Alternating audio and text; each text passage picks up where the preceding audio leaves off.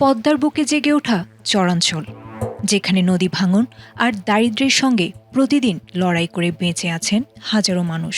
তবে সেই জনপদে এবার নতুন আতঙ্ক, কথিত ভূমিদস্যু বাহিনী।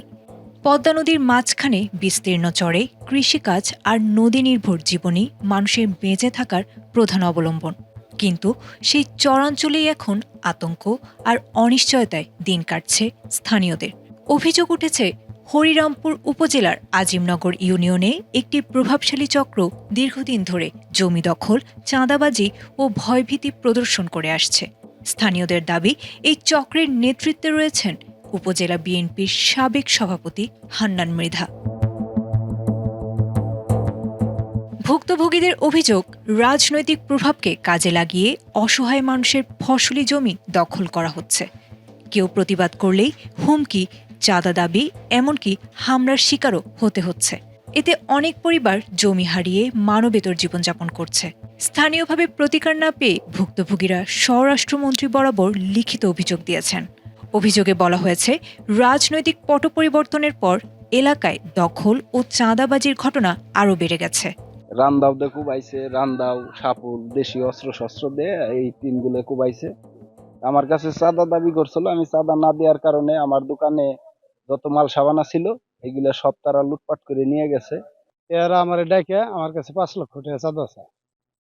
সেই চাঁদার টাকা আমি গরিব মানুষ, আমি বলছি আমি কোথায় থেকে দিব।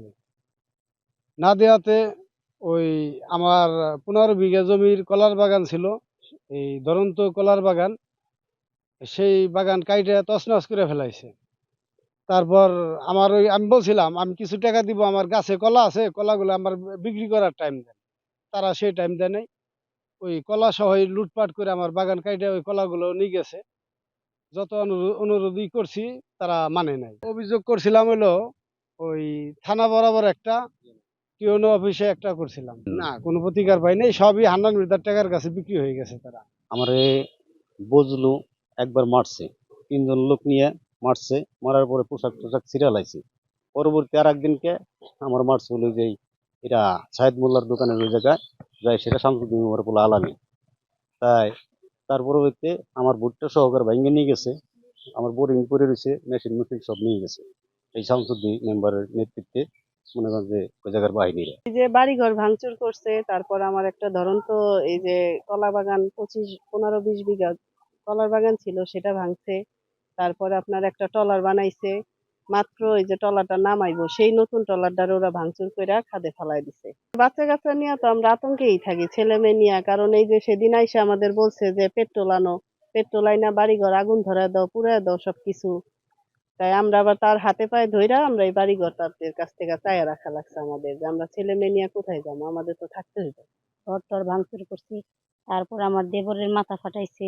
তারপরে আবার মনে করলেন ওরা বলে যে পেট্রোল আনো, পেট্রোল দিয়ে এই বাড়িঘর সব পুরাই ফেলামো। এই এখন আমার দোকান পাট সব ভাঙ্গা ফেলাইছে, আমার দোকানের লোকজন আসতে দেয় না।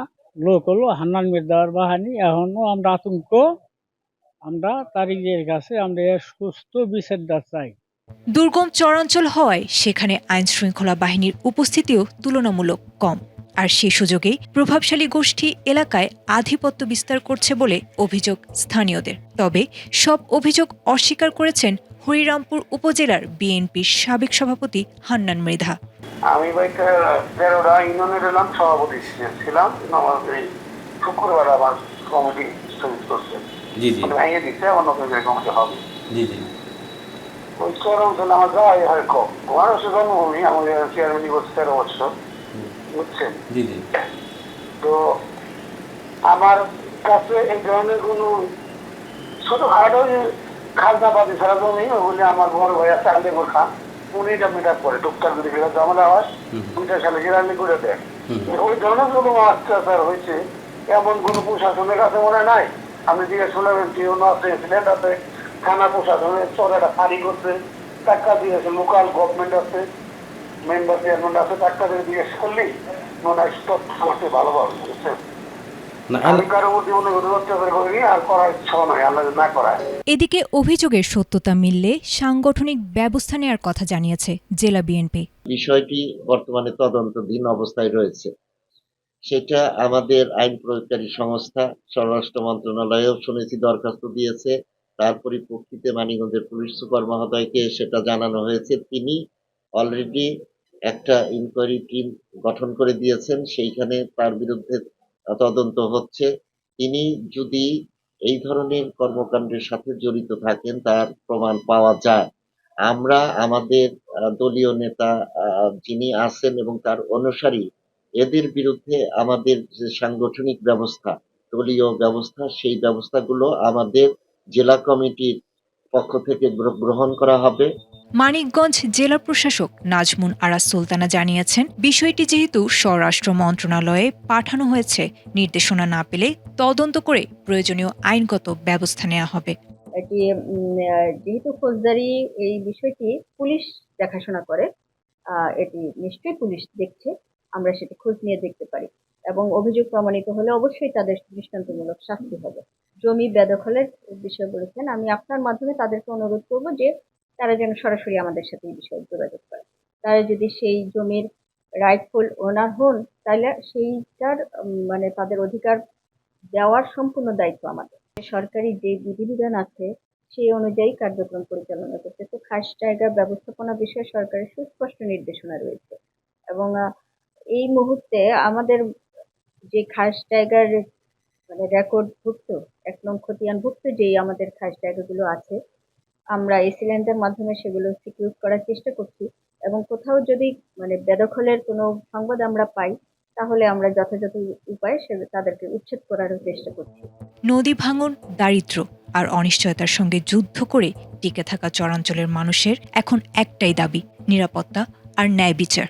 অভিযোগের সুষ্ঠু তদন্ত এবং দোষীদের বিরুদ্ধে কার্যকর ব্যবস্থা নেওয়া হবে কিনা সেটি এখন দেখার বিষয়।